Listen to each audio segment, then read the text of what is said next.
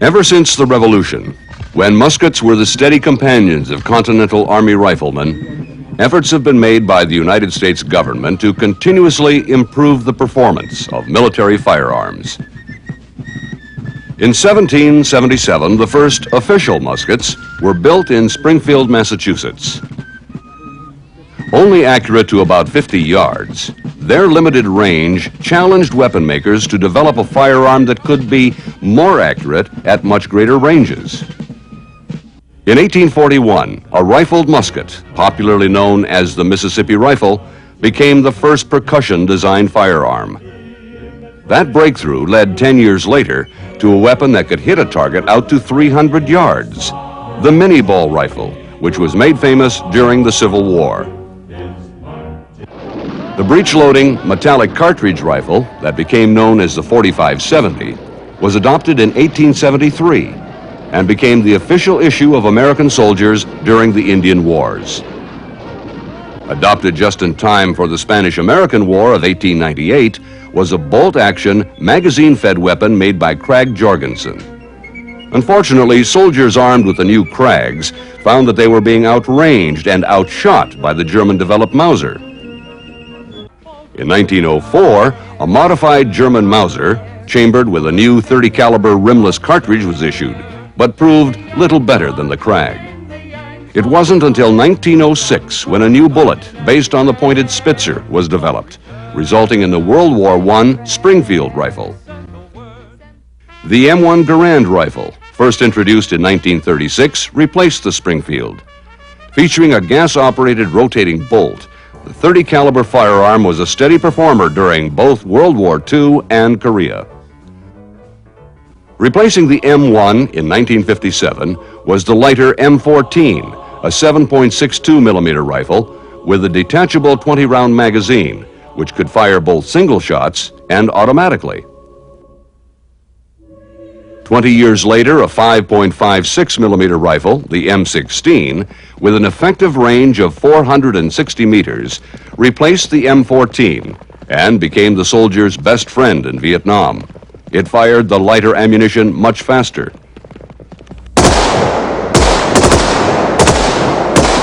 In its second improvement, the M16A2 now has an effective range of 550 meters, making it one of the world's most effective combat rifles. Why then does the military need a new rifle if the M16 meets its toughest combat standards? Because riflemen will need a weapon with significantly higher hit probability on the projected, highly lethal battlefield of the 21st century. Rifle effectiveness in combat is poor because targets are hard to find, aim at, and hit, especially when the shooter is exposed to life-threatening conditions. Thus, one way to significantly improve marksmanship is to improve the rifle. So, new evolutionary technologies must be examined today to meet tomorrow's needs. Under static test conditions, the M16 can hit a target the size of a kneeling man 100% of the time to ranges beyond 300 meters. Even at 700 meters, the probability of hit per trigger pull is greater than 60%. Even in an unstressed environment, when the M16 is placed in the hands of a shooter, its performance drops considerably beyond 100 meters.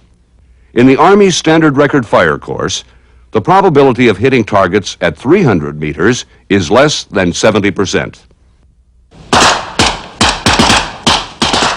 Under the added stress of combat, the military projects a much more significant drop-off in effectiveness, with only a 10% chance of hitting a 300-meter target. To meet this challenge, the Defense Department has begun an intensive search for a weapon technology that will at least double the effectiveness of the rifleman in combat.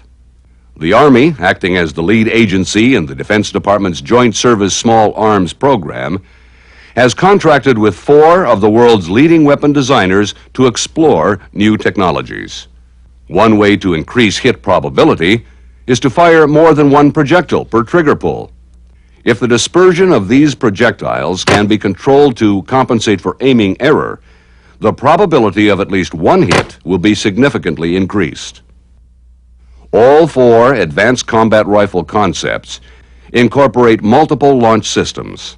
The prototypes were developed by AAI Corporation of Hunt Valley, Maryland, Colt Industries of Hartford, Connecticut, Heckler and Koch of West Germany, and Steyr of Austria.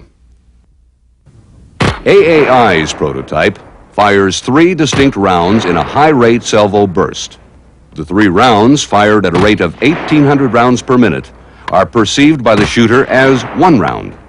The weapon will also fire 1 round per trigger pull in a semi-automatic mode. The magazine holds 30 rounds.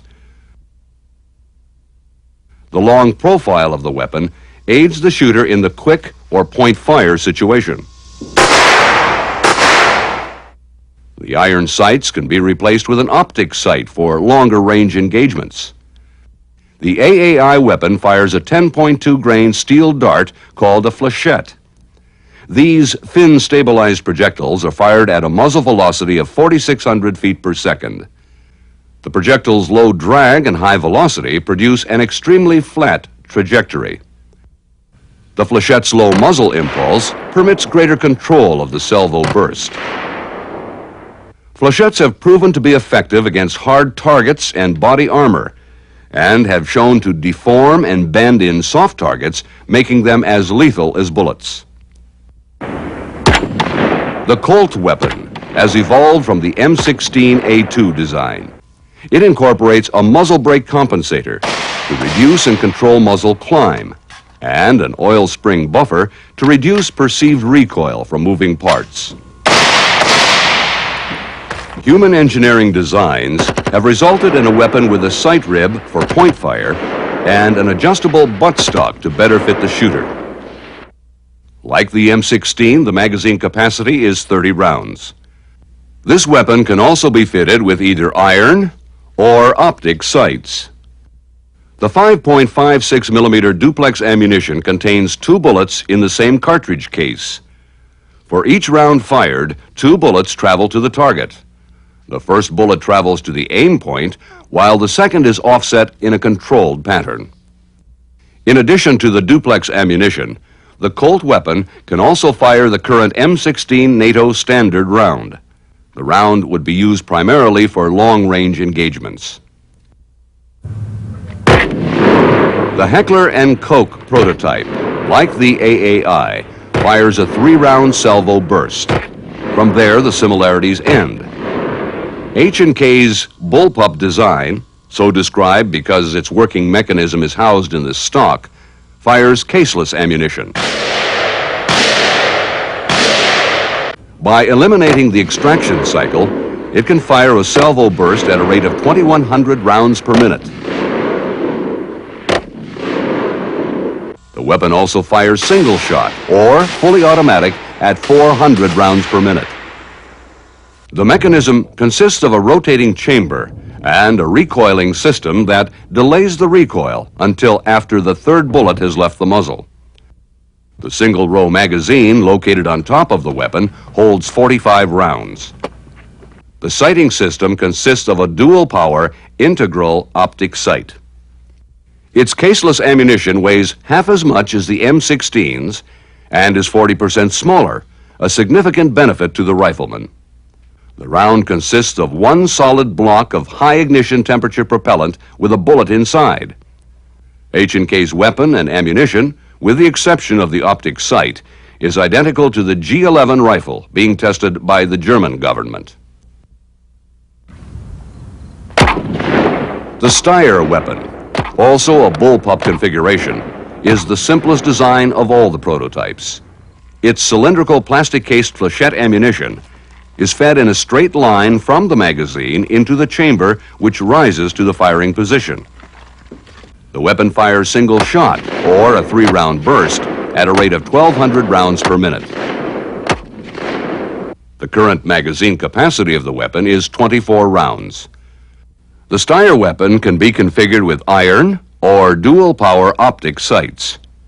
Its plastic telescope cartridge weighs half as much as the M16 round and is ejected from the bottom, eliminating ejection problems with left or right-handed shooters. The round features a side-initiating primer and fires a flechette at 4,900 feet per second. The various technologies represented by these four concepts will be evaluated in a field experiment with Army and Air Force shooters on a specially designed range. As a control measure, the M16A2 rifle will be used alongside the new weapon prototypes. Not only are the technologies represented by the weapons new, so is the test range, which the Army has designed to measure and assess the effectiveness of the systems. Buckner Range, located at Fort Benning, Georgia, was totally redesigned and instrumented to provide more precise firing information than has ever been gathered before.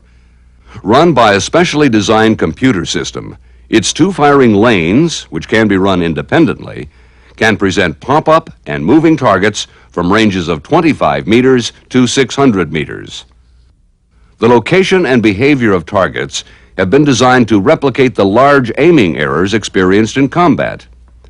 Using curved rods that sense the shock waves created by supersonic projectiles, the system will record where each round penetrates the airspace around the targets out to 300 meters. Thus, the system will be able to measure both hits and misses, providing valuable information to the Defense Department in assessing the effectiveness of the prototypes. Exposure times for these pop-up targets will vary from as little as 1.5 seconds to as long as 10 seconds at longer ranges. Moving targets are located at ranges of 75, 150, and 225 meters. Selected moving targets are also covered by a series of curved rod sensors to maintain the airspace penetration window around the entire 60-foot length of travel. Moving targets are exposed for 3 or 5 seconds. Their two operating speeds of 6 and 12 feet per second simulate walking and running targets. The computers will control the behavior of the targets in the test. Rapidly appearing multiple stationary and moving targets will challenge the firers.